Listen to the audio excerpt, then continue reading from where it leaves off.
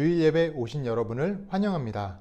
다 같이 묵도하심으로 하나님께 주일 예배를 드리시겠습니다.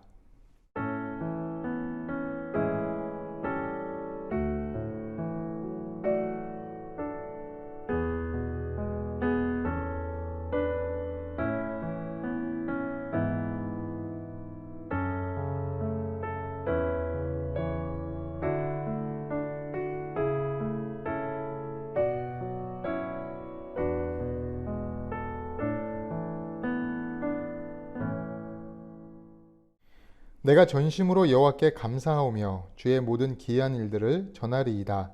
아멘. 하나님, 지난 한 주간 저희를 지키시고 보호하여 주시니 감사드립니다.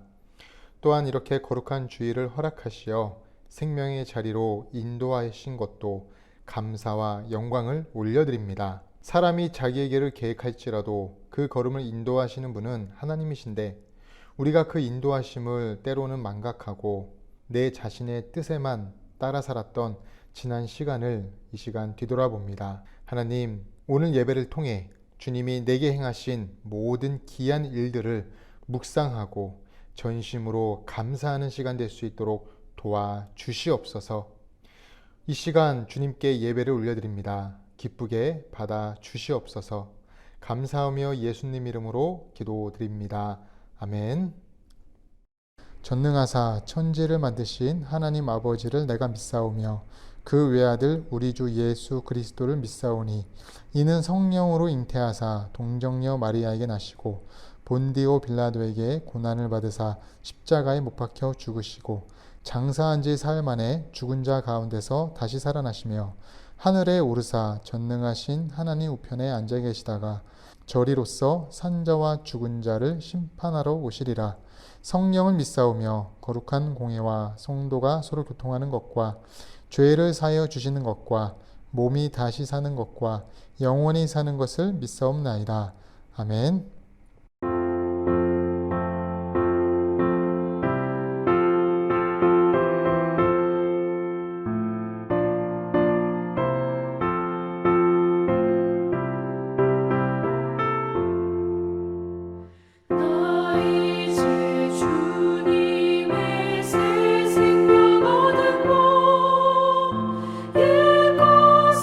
지나고 새 사람이로다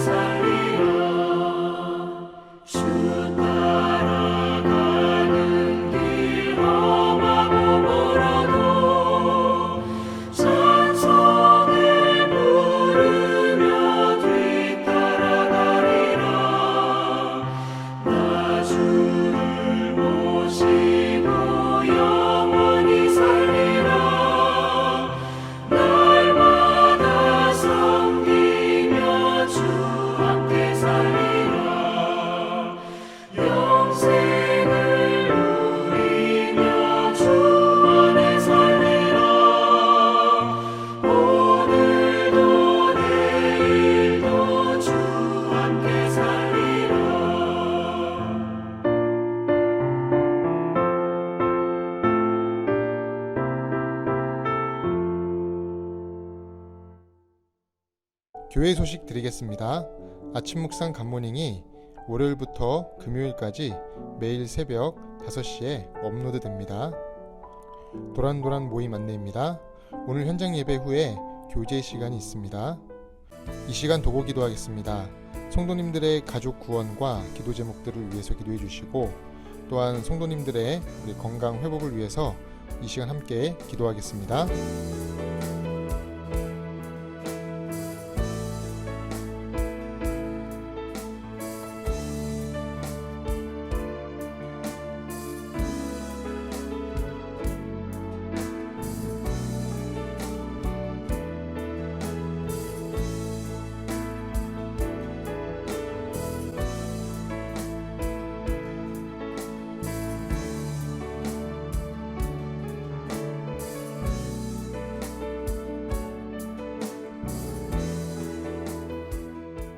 하나님, 우리가 기도한 모든 내용이 하나도 땅에 떨어지지 않고 모두 하늘에 상달되기 원하며 이 시간 주님께서 가르쳐 주신 기도를 하기 원합니다.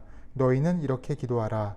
하늘에 계신 우리 아버지여, 이름이 거룩히 여김을 받으시오며 나라가 임하옵시며 뜻이 하늘에서 이루어진 것 같이 땅에서도 이루어지이다. 오늘날 우리에게 일용할 양식을 주옵시고, 우리가 우리에게 죄 지은 자를 사하여 준 것 같이 우리 죄를 사하여 주옵시고, 우리를 시험에 들게 하지 마옵시고 다만 악에서 구하옵소서. 대개 나라와 권세와 영광이 아버지께 영원히 있사옵나이다. 아멘.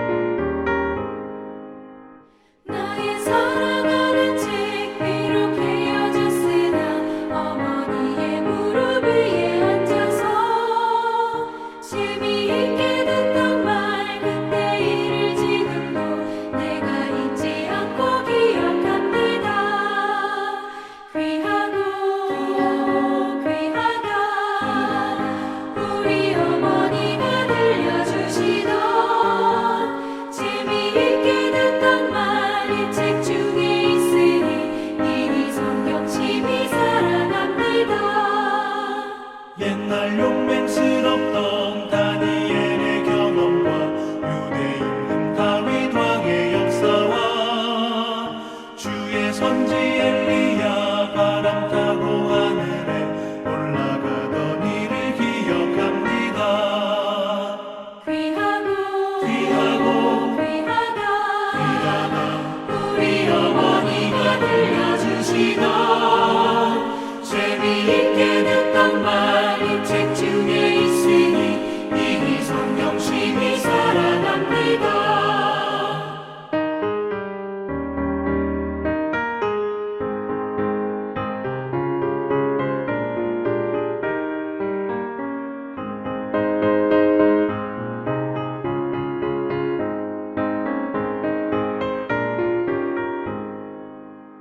예수 세상 계실 때 많은 고난 당하고 십자가에 달려 죽임 당하니 어머니가 읽으며 눈물 많이 흘린 것 지금까지 내가 기억합니다.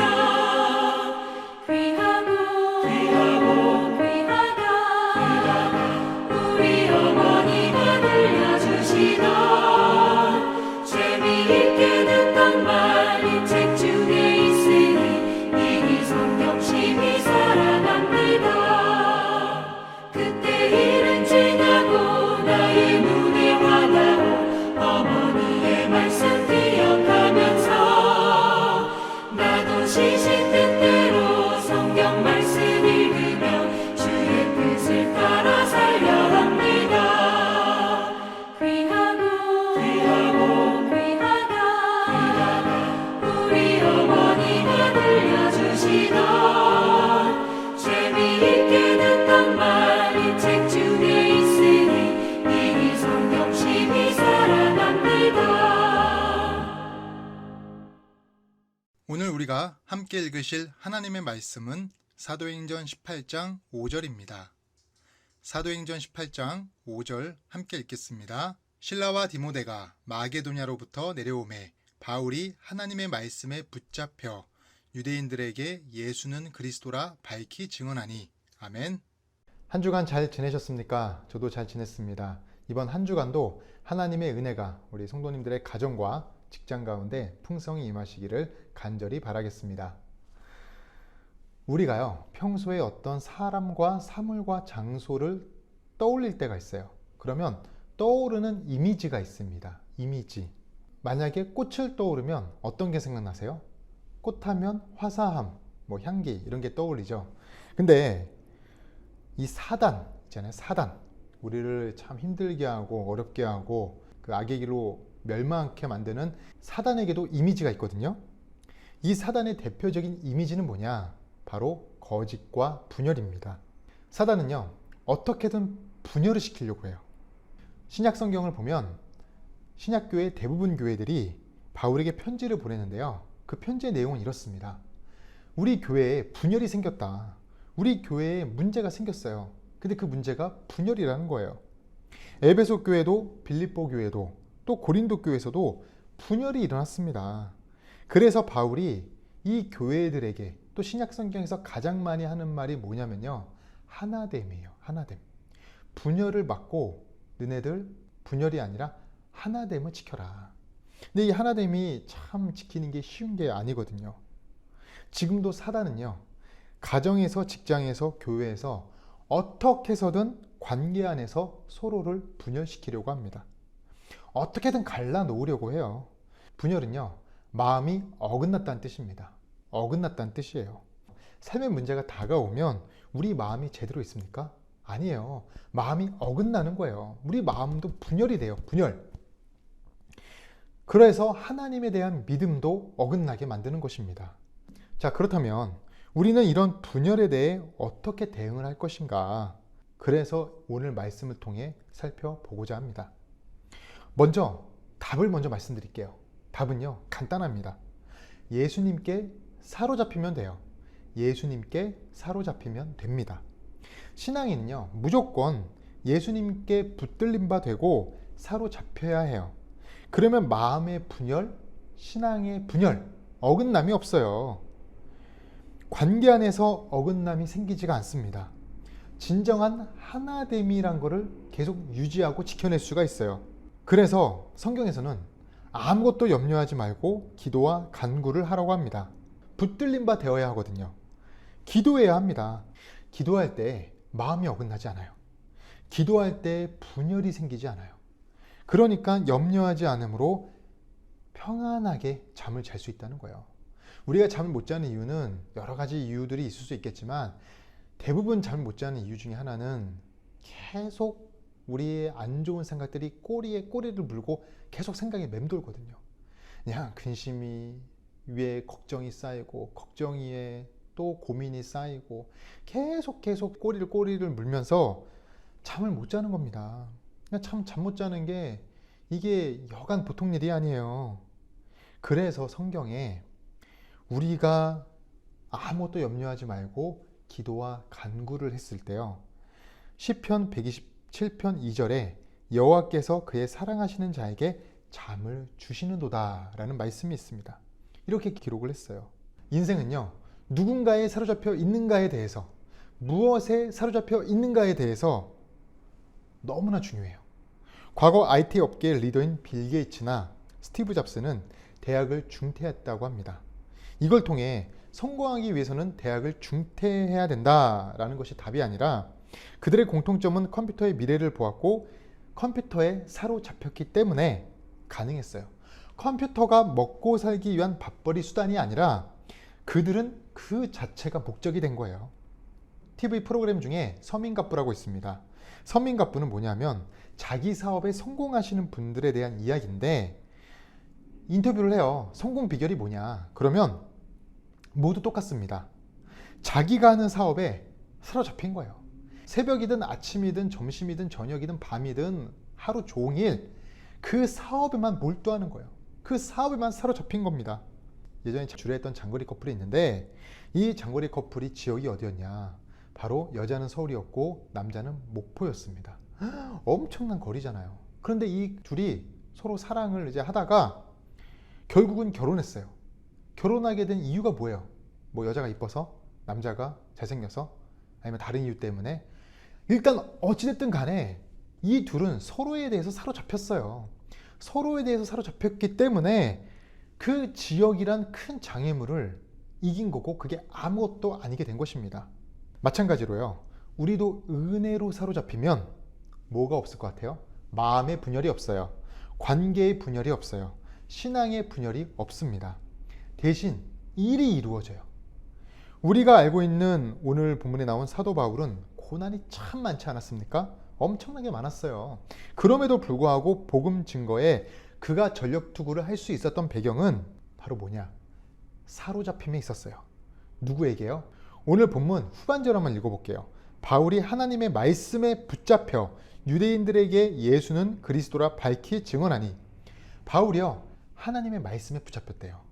하나님의 말씀에 바울이 사로잡히니까 고난과 어려움이 와도요, 담대하게, 그것도 어둡지 않고 밝히, 아주 밝게 사역을 감당했다는 것입니다.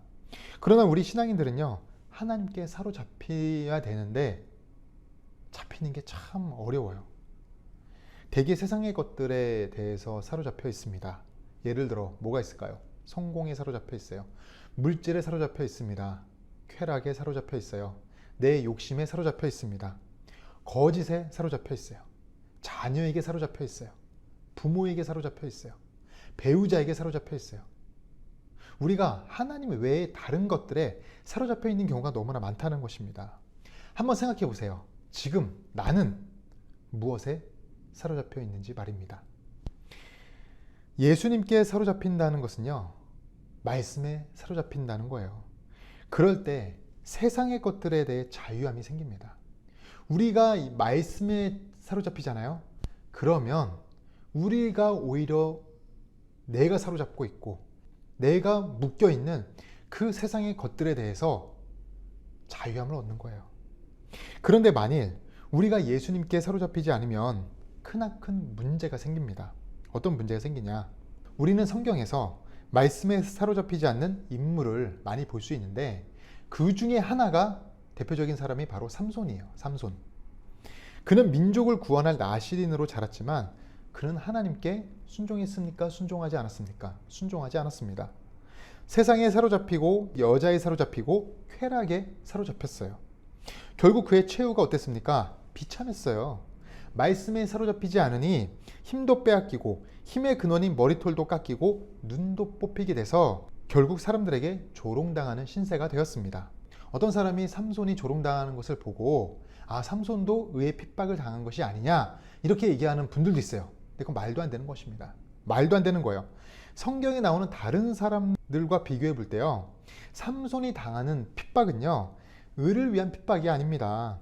자기 자신의 범죄와 불순종의 결과로 인한 핍박이에요. 수치입니다. 우리는 삼손을 바라보면서 이런 생각을 하게 돼요. 야, 어떻게 도대체 사람이 이렇게 순식간에 몰락할 수 있는가? 근데요, 이거는요, 삼손뿐만이 아니에요. 우리도 당할 수 있어요. 우리도 은혜에 사로잡히지 않으면, 말씀에 사로잡히지 않으면요, 교만할 수 있습니다. 그래서 우리가 언제나 하나님 앞에 항상 겸손한 마음으로 살아가야 돼요. 그런데 삼손에 대한 이런 안타까운 상황에서요, 우리는 소망을 볼 수 있는 게 뭐냐면요, 삼손이 하나님께 기도를 해요. 이제 그 비참한 상황 가운데 사람들이 자기를 조롱하고 막 비웃고 하는 그런 상황 가운데 기도하는데요, 이 기도가 완벽한 기도는 아니에요. 그런데 하나님은요, 하나님이 소망이신 게 우리의 기도가 완벽하지 않아도 내 상황에서 하나님만 붙들 수밖에 없다고 간절히 생각하고 하나님께 사로잡히는 심정으로 기도하면요, 들어주시는 거예요. 사사기 16장 28절 한번 보겠습니다. 제가 읽어드릴게요. 삼손이 여호와께 부르짖어 가로되, 주 여호와여, 구하옵나니 나를 생각하옵소서. 하나님이여, 구하옵나니 이번만 나로 강하게 하사 블레셋 사람이 나의 두 눈을 뺀 원수를 단번에 갚게 하옵소서 하고, 사실 삼손이 회개보다는요, 자신의 원수를 갚기 위해서 힘을 달라는 기도예요. 그런데 이 상황에서 내가 붙들 수밖에 없는 것은 주님밖에 없습니다. 주님 도와주십시오. 주님, 제가 주님께 사로잡힐 받고 싶습니다. 주님의 은혜와 도우심밖에 없다는 그 절박함의 기도를요, 하나님은 들어주세요. 그렇게 기도하니까 어떤 일이 벌어집니까? 하나님께서 그에게 블레셋을 물리치는 승리를 주셨어요. 사사기 16장 30절 제가 읽어볼게요. 가로되 블레셋 사람과 함께 죽기를 원하노라 하고 힘을 다하여 몸을 굽히매 그 집이 곧 무너져 그 안에 있는 모든 방백과 온 백성에게 덮이니 삼손이 죽을 때에 죽인 자가 살았을 때에 죽인 자보다 더욱 많았더라. 하나님께서요, 그에게 커다란 승리를 주셨어요. 나시린으로서 해야 할 사명을 완전히 완벽하게 완수하게 하셨습니다. 이렇게요, 우리가 하나님께 붙들리고 하나님께 사로잡히는 삶을 살게 되면 하나님이 우리를 통해서 일하시는 거예요. 1861년에 발생한 미국의 남북전쟁을 보면 노예제도의 갈등으로 미국의 남과 북이 분열돼서 4년간 치열하게 싸웁니다. 당시 북부 연방의 링컨 대통령은요, 노예 해방을 위해 일했다고 하지만 사실 그 부분도 있는데 제일 이 링컨 대통령의 가장 큰 관심은 미국 분열을 막는 거였어요. 이 남북의 분열을 어떻게든 막고야 말겠다. 이것이 그 링컨의 관심이었거든요. 근데 전쟁 중에 한 장군이 이렇게 얘기를 했다고 합니다. 무슨 얘기를 했냐? 대통령님, 이 전쟁에서 하나님은 누구 편이실까요? 그때 링컨이 이렇게 대답을 해요. 장군, 하나님이 누구의 편이실까가 중요한 것이 아니라 우리가 하나님의 편에 서는 것이 중요합니다. 이 위대한 명언을 하게 되는데 맞습니다. 우리는 우리가 생각하기를 하나님이 내 편이길 바라요. 언제나. 그런데 성경에서 말하는 신앙의 원리는요, 우리가 언제나 하나님 편에 서야 되는 게 맞아요. 우리가 하나님 편에 서야 됩니다. 삼손의 생애를 보면서 우리는 아쉬움이 남아요. 어떤 아쉬움이 남느냐? 삼손이 마지막 죽는 장면에서와 같이 평상시에 하나님께 기도하고 평상시에 하나님께 순종했으면 그의 생애에 얼마나 멋진 또 완벽한 큰일을 이루었을까 하는 아쉬움이 있습니다. 왜 그 인생의 수많은 시간 동안에는 기도도 안 하고 불순종하다가 결국 그의 인생이 비참하게 돼서야, 완전 바닥을 쳐서야 비로소 기도할 수밖에 없었는가? 근데 삼손은요, 기도 안 한 게 아니에요. 기도는 했어요. 그런데 언제 기도했느냐가 중요합니다. 삼손은요, 대부분 자신이 어려울 때만 기도했어요. 어려움이 닥쳐올 때만 기도했던 것이 그의 인생이었습니다. 그러면 우리는 뒤집어서 생각할 수 있어요. 삼손이 만약에 평상시 하나님께서 평탄함을 주셨을 때, 승리를 주셨을 때마다 깨어서 기도했다면 그의 인생은 전혀 다른, 그야말로 하나님의 은혜와 영광이 임하는 인생이 되었을 것이라고 우리는 생각할 수가 있지 않습니까? 그래서 은혜에 사로잡히는 신앙과 말씀에 사로잡히는 신앙, 즉 하나님께 사로잡히는 신앙은요, 다른 게 아니라 바로 기도에 붙잡히는 신앙이에요. 기도에 붙잡히는 신앙. 우리의 신앙은 두 가지 신앙이 있습니다. 정비신앙이 있고 수리신앙이 있는데, 이 정비신앙과 수리신앙이 뭐냐? 정비신앙은 말 그대로요, 어떤 문제가 생기기 이전에 미리미리 준비하고 대비하는 신앙을 이야기합니다. 평상시에 기도하면서 대비하는 거예요. 영적으로 무장하는 신앙을 얘기합니다. 이번 여름에 폭우가 얼마나 많이 쏟아졌어요. 또 태풍 흰남노로 인해서 많은 지역에 피해를 입었습니다. 지하 주차장에 침수가 된 곳이 너무나 많아요. 그런데요, 침수가 되는 상황에서도 어떤 한 건물은요, 지하 주차장이 침수가 안 돼요. 그래서 사람들이 신기해가지고 그 건물에 가봤어요. 그 건물에 가보니까 뭐가 있는지 아세요? 바로 그 지하 주차장에는 물이 들어오지 않도록 막는 방수판인 차수판이 있는 거예요. 차수판. 차수판을 설치한 겁니다.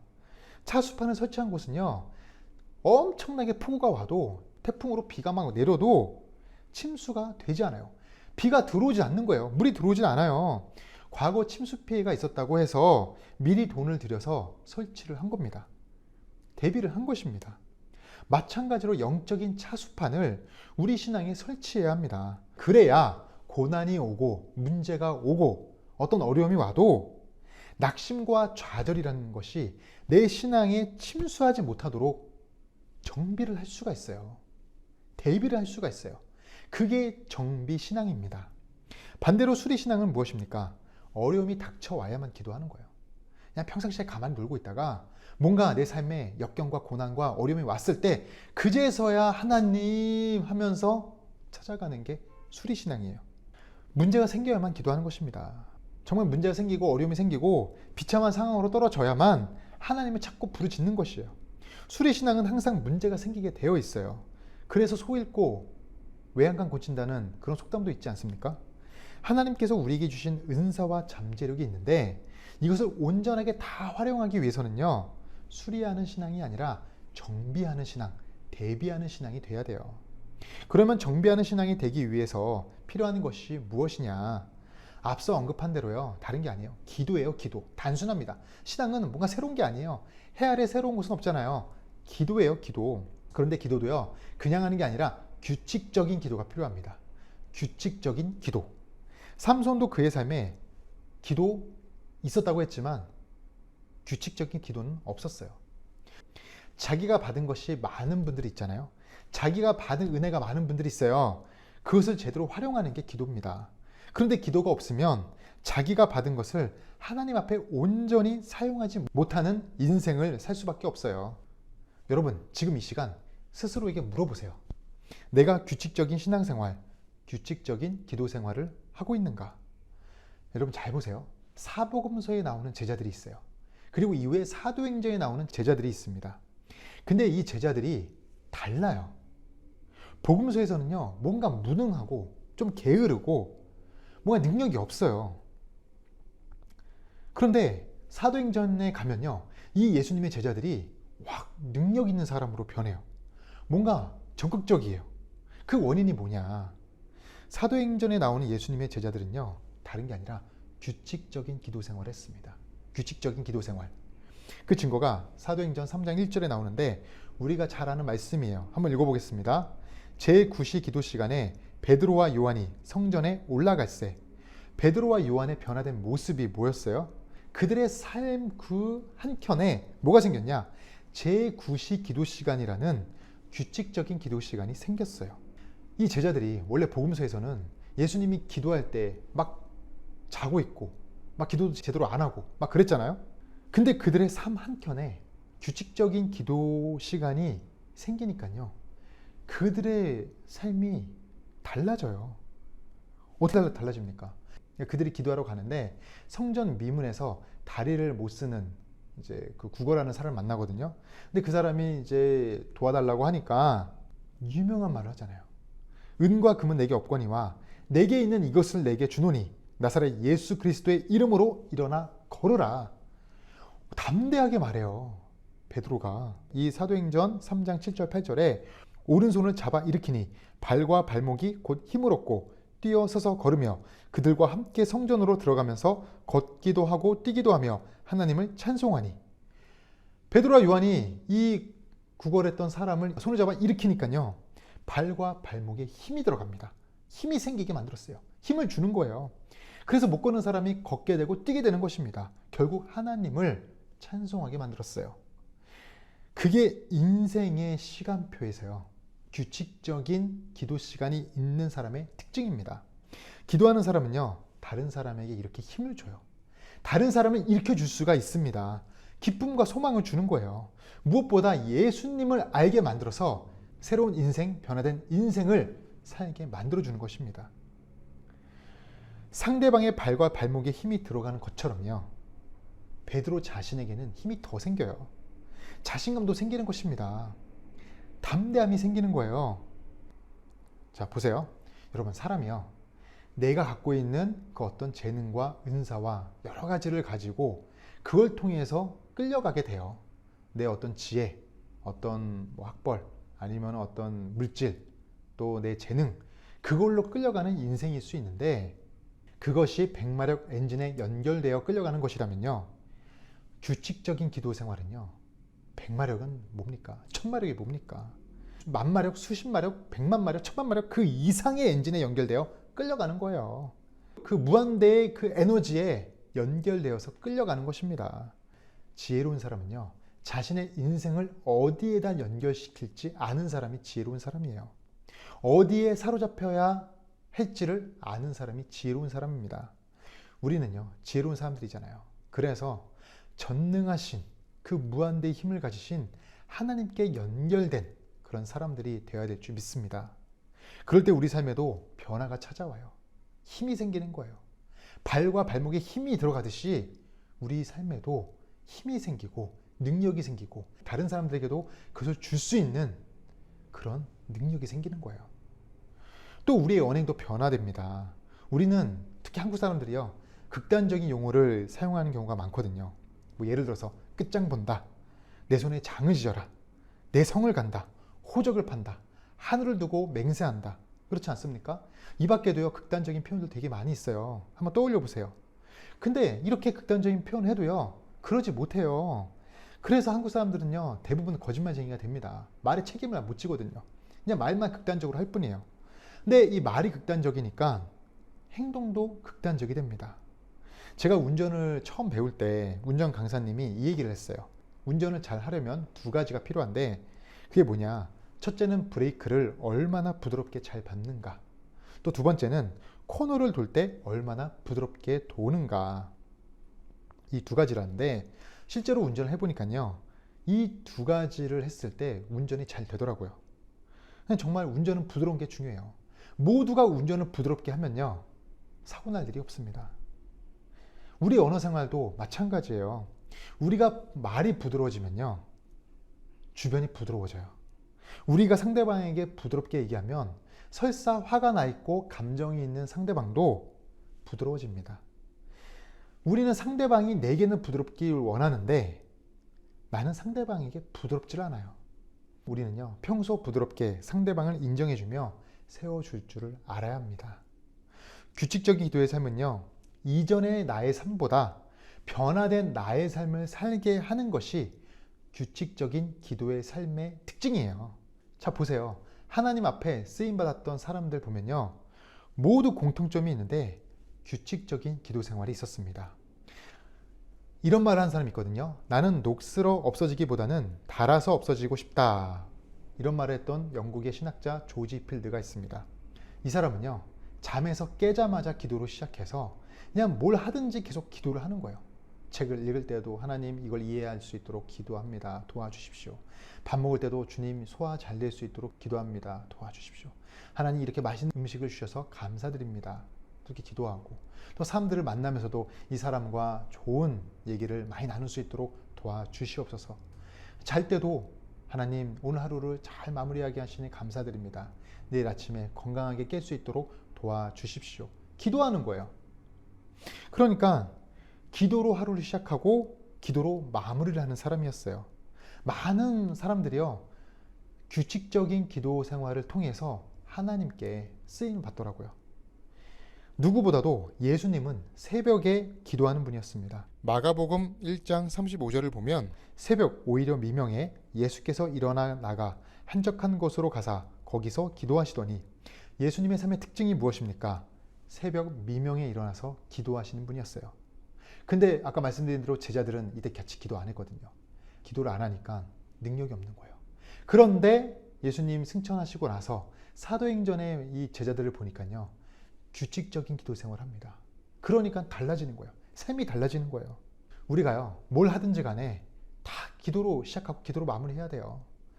우리가 아침에 일어나서도 또 씻으면서도 우리가 공부하기 전에, 일을 시작하기 전에, 또 마무리를 할 때, 또 운동하기 전에, 취미활동 하기 전에도 어떤 것이든 기도로 시작하고 기도로 끝내는 것이 가장 중요합니다. 그것이 규칙적인 기도 생활이에요. 그런 습관이 우리에게 있어야 됩니다. 가정에서요, 우리 아이들과 손주들에게 어린 아이 때부터 가르쳐야 될 것은 다른 게 아니에요. 물론 다른 교육도 중요하지만 규칙적인 기도 생활을 가르쳐 주는 것이 가장 중요합니다. 삶의 한켠에, 인생의 시간표에 자리한 규칙적인 기도의 습관은요, 우리 인생을 빛나는 인생으로 인도할 것입니다. 고난의 문제가 와도, 좌절의 문제가 와도, 어려움의 문제가 와도요, 절대 그것으로 인해서 우리를 침수시킬 수 없어요. 우리 마음이 침수되지가 않아요. 분열되지 않습니다. 어긋나지가 않아요. 왜냐하면 우리는 규칙적인 기도의 습관을 가지려는 사람들이기 때문입니다. 그래서 그 규칙적인 기도의 습관을 통해서 하나님께 사로잡힌 빛나는 인생을 사시는 여러분이 되시길 간절히 축원드립니다.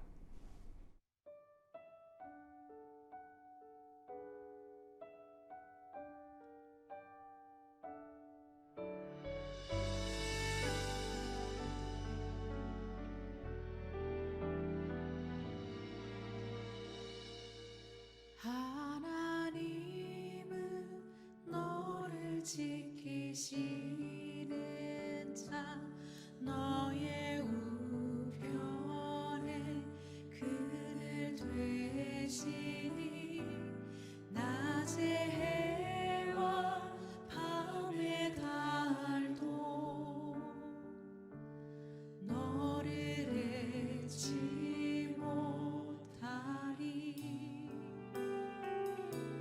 하나님은 너를 지키시는 자 너의 환난을 명쾌하시니 그가 너를 지키시리라.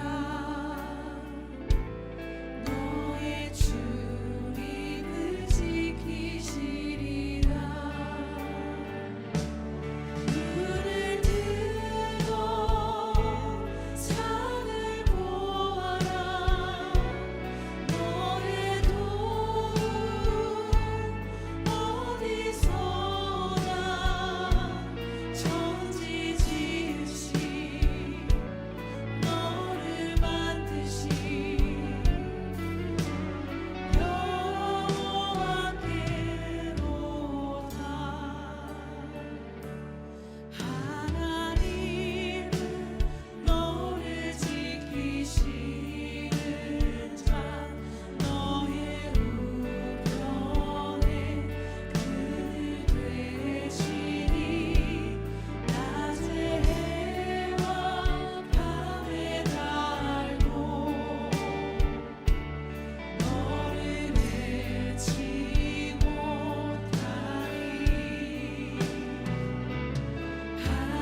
하나님은 너를 지키시는 자 너의 환난을 명쾌하시니 그가 너를 지키시리라. 너의 출입을 지키시리라. 눈을 들어 산을 보아라. 너의 도움 어디서나 천지 지으신 너를 만드신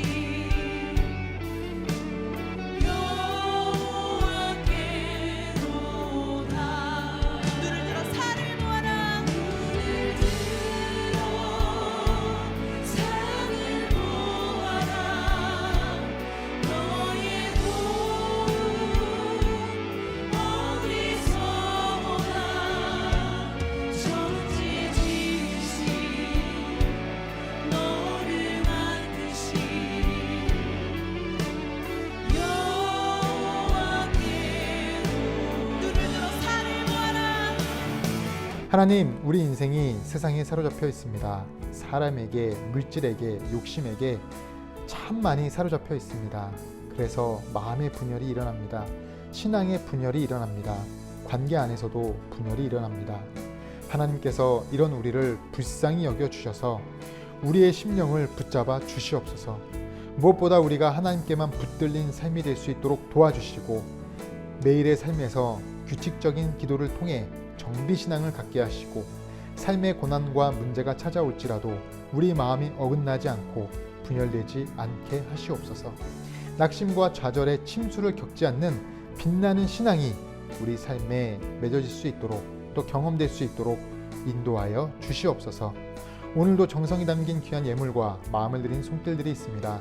주님께 드린 손길들의 가정과 직장, 사업을 지켜주시고 한없는 큰 은혜를 내려 주시옵소서. 이 예물이 쓰이는 곳마다 하나님께 사로잡힌 빛나는 사역과 인생들이 많아지게 하시옵소서. 이제는 우리 주 예수 그리스도의 은혜와 하나님 아버지의 그 크신 사랑과 성령의 교통하신 은혜가 규칙적인 기도의 습관으로 인해 하나님께 사로잡히기로 결단하는 성도님들의 머리 위에, 그들의 가정과 생업 위에 영원토록 함께 하시기를 축원하옵나이다. 아멘.